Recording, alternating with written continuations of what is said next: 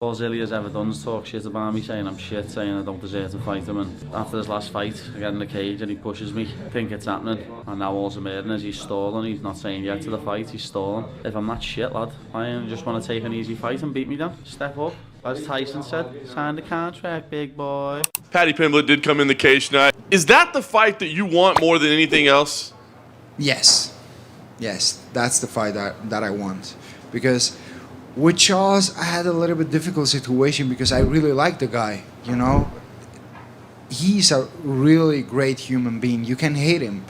You always see him surrounded by his family, friends, teammates. He's an amazing human being. But at the end, I was like, this is competition. I have to do my job, and that's it. But with Paddy, I'm really gonna enjoy kicking his ass. Paddy Pimblett just lit a fire under the featherweight division. With zero hesitation and full Scouse confidence, the baddie has aimed straight at newly crowned champion Ilia Topuria, calling him out with the kind of energy that guarantees chaos. Fans are already buzzing. The rivalry is heating up fast, and if this matchup becomes real, it might be one of the most explosive showdowns of the year. And tell me what the future holds for you. Obviously, I think most people would love to see you inside the cage with Ilia Topuria. How would you get the job done against Ilia? To absolutely smash his face in for him. I can see me beating him anywhere the fight goes, to be honest. People have put him on a pedestal now. They think he's this big, amazing thing, when I'll bring him crashing back down to earth in a big way. Perfect. Paddy. And Paddy didn't ease up either. Coming with that Mike Tyson-inspired bite, he fired back at Topuria with a message that couldn't be clearer. If he's such a simple matchup, then there's no reason not to make the fight official. He's urging Ilia to quit dodging, quit chirping, and step up for real. In Paddy's mind, the champ's excuses are wearing thin, and the longer this drags on, the more it looks like Topuria's the one second-guessing himself. All Ilia's ever done is talk shit about me, saying I'm shit, saying I don't deserve to fight him. And after his last fight, I get in the cage and he pushes me. I think it's happening. And now all's I'm hearing is he's stalling. He's not saying yet to the fight, he's stalling. If I'm that shit, lad, I just want to take an easy fight and beat me down. Step up. As Tyson said, sign the contract, big boy. And Michael Bisping chimed in with his trademark bluntness. He acknowledged that Paddy's Instagram jab, calling Topuria water bottle boy, and demanding he put pen to paper, definitely cranked the rivalry up another notch. But Bisping also reminded everyone not to get swept up in the noise. Fighters love tossing around the sign the contract line, even when nothing official has actually landed in anyone's email. From his experience, it's classic pre-fight theater, a mix of pressure, psychology, and stirring the fan base. In other words, Paddy's doing what fighters do to keep the spotlight exactly where he wants it. Now, Paddy Pimblett has taken to Instagram, taken to social media, and thrown the gauntlet down and said, why hasn't Water Bottle Boy signed the contract? Okay, there's a picture of him there. He's just whooped ass in the octagon. And it's a very good question. And I'm not saying that there has been a contract offered to Ilia Topuria, but according to Paddy Pimblett, there has, okay? Obviously, I commentate for the UFC. I know nothing about this situation, but Paddy Pimblett has gone to Instagram and said, why haven't you signed the contract? Ilia Topuria, El Matador, whatever you want to call him, okay? Why haven't you signed the contract? Sign the contract, big boy. Sign the contract. Now, before we get excited about this, there's a few things to consider. Fighters do this. You know the amount of times fighters have said to me, why haven't you signed the contract? Okay, and I'm like, what contract are you talking about, dickhead? There hasn't been a contract sent. Fighters do it all the time. They have a bit of fun. They wind up their opponents. They try and make them look bad to the public. Bisping then pushed the conversation a step further, asking the real question, is Paddy just playing that exact promotional game, or is something actually brewing behind the scenes? He pointed out that with the UFC's massive new Paramount TV deal about to launch, the organization is looking to open this era with a card that hits like a meteor. More eyes, more momentum, more opportunity, and Ilia Topuria headlining that historic first event makes perfect sense. Even Dana White hinted it's absolutely on the table. And if you add Paddy to that equation, Bisping said, you suddenly have one of the biggest matchups imaginable. It's not confirmed, but the door is wide open, and that's exactly why things are getting interesting. Paddy Pimblett doing that, or Is there real discussions? Because the reality is that Ilia Topuria could be headlining the first ever event on Paramount TV, okay? They want to start with a bang. This is an insane deal that the UFC have signed, and trust me, the sport is only going to get bigger. The sport is going to explode with this new deal. Whether you're a UFC fan or a UFC fighter, there is going to be a lot more eyeballs on the sport. It is a new era, ladies and gentlemen, and they want to wheel out with a big card, with an absolute bang, with some of the biggest superstars. And Ilia Topuria in the lightweight division, I'm telling you, that could be it. Dana White was asked about it at the Contender Series a couple of days ago. He said it's a distinct possibility. We will see. I'm not expecting you to say anything, but do you think there's a chance Ilia Topuria could end up on that card? Big star. It's a possibility. And obviously, if you put Paddy Pimblett in there as well, that's one of the biggest. And that's where Chael Sonnen weighed in, cutting through the noise with his usual straight shot analysis. He pushed back on the growing idea that Paddy hasn't proved himself, reminding fans that the names on Paddy's resume aren't exactly soft touches. Bobby Green and Tony Ferguson are seasoned veterans, and Paddy handled both. He even out-grappled Michael Chandler, a guy you'd be crazy to think you could out-wrestle, and did it over the course of an entire fight. Chael highlighted the layoff, the comeback, the unbeaten UFC run, the top 10 wins where Paddy didn't drop a single round. With all that on the table, Chael's message was simple, saying Paddy hasn't been tested, just doesn't line up with reality. King Green is nobody's fool. King Green made it about 40 seconds with Paddy. Tony Ferguson is nobody's fool.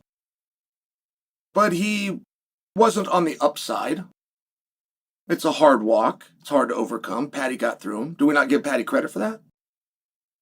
Michael Chandler is a killer. Oh, and by the way, specifically at wrestling. Michael Chandler's really good at fighting, but in your plan to fight him, it would be wise if you don't plan to out-wrestle him. But Paddy did for the entire fight. Does he not get credit for that?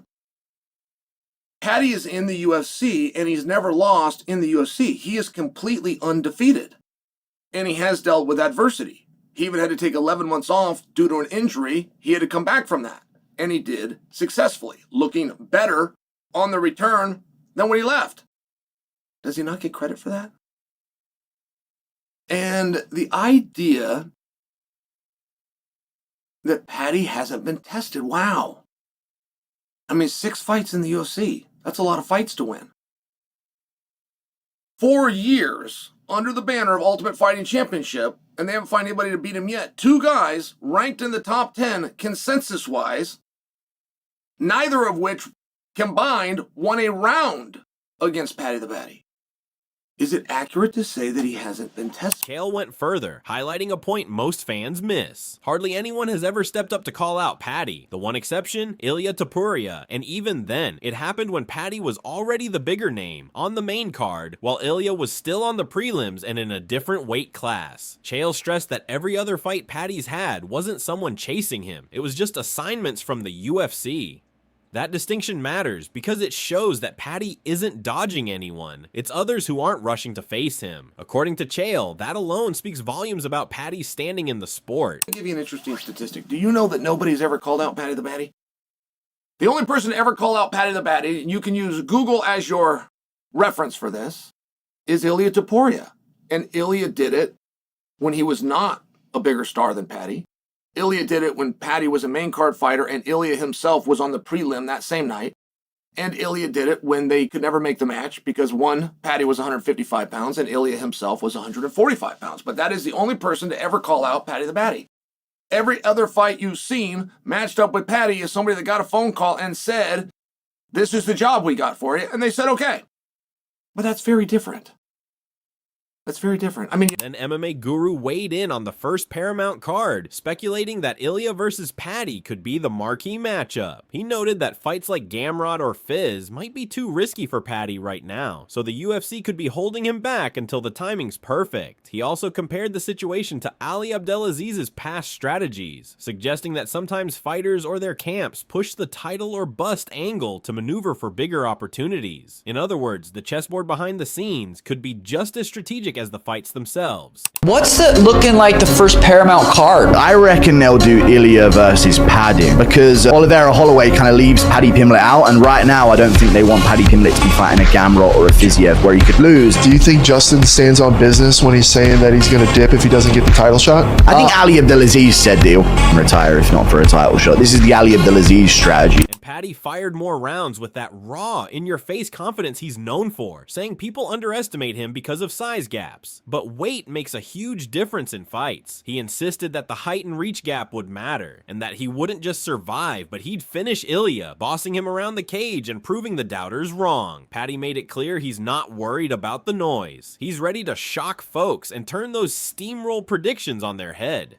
Before several interviews, people just think he'd steamroll me, you know what I mean? But it's different when there's that much size difference. People think that, you know, I'm not good enough to go against him and stuff like that, but laddie, he's a midget.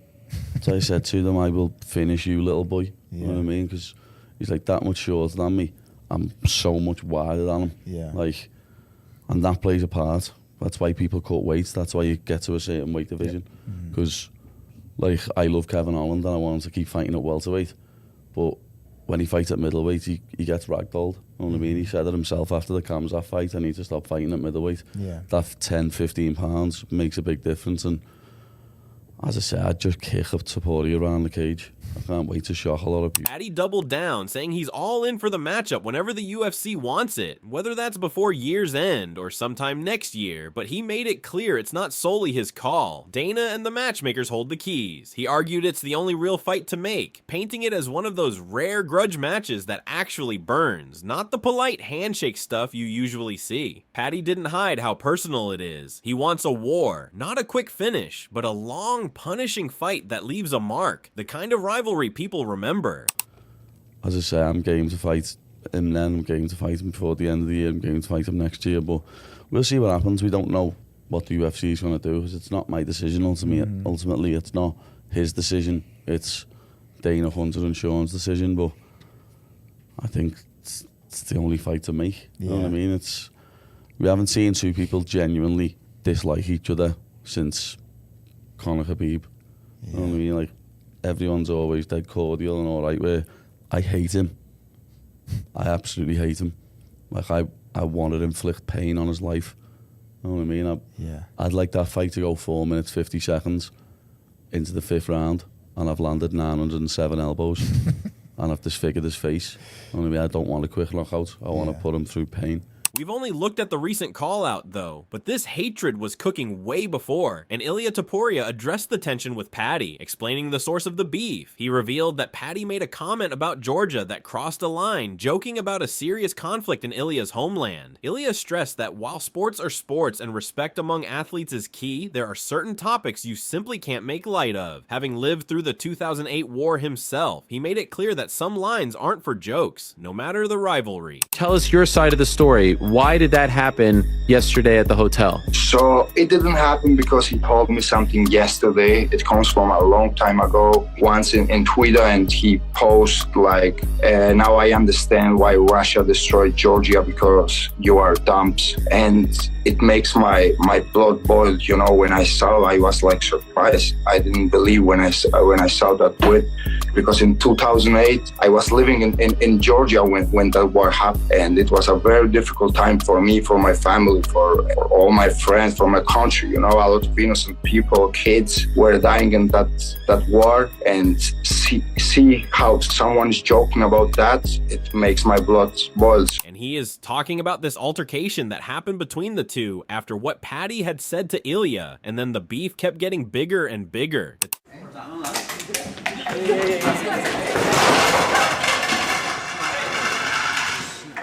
That shirt. Fuck you, bitch. Fuck you, bitch. Fuck you, bitch.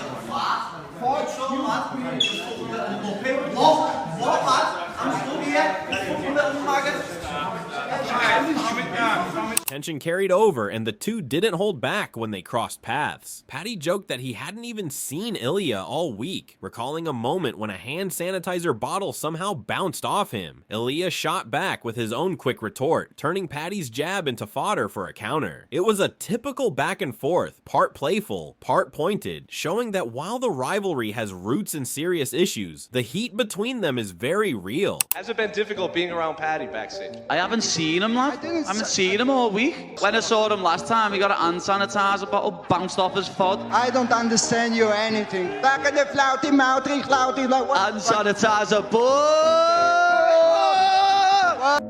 Ilia didn't hold back either, making it clear that this rivalry isn't on the same level as other heated exchanges. He dismissed comparisons to past beefs, insisting that Paddy's comment was deeply disrespectful, not just to him, but to his country and his people. In his eyes, Paddy crossed a serious line and then acted foolishly, turning a moment that should have been lighthearted into something personal. I remember even like you were like beefing with like Paddy the Baddie. Hand sanitizer, boy! Fuck you! Don't even compare me to that. Boom. We are on different levels and everyone can see that. Trajectory He was very disrespectful to me, to my country, to all my people, and he just behaved like a idiot. And this is how he responded to the challenge Paddy keeps proposing to Ilia by hinting at future possibilities, saying that if Paddy wins his next fight, he could earn a shot at the title. He acknowledged their shared history and suggested that a matchup between them would be massive, setting the stage for what could be one of the biggest showdowns in the division. For sure, he needs to win one more fight. If he wins the fight, he can fight for the title. I will give him the opportunity to fight for the title because we have a history behind, so it's going to be a massive fight. So what do you think? Should Ilia step up and accept Paddy's challenge? Drop your thoughts in the comments below and make sure to hit that subscribe button for all the latest updates.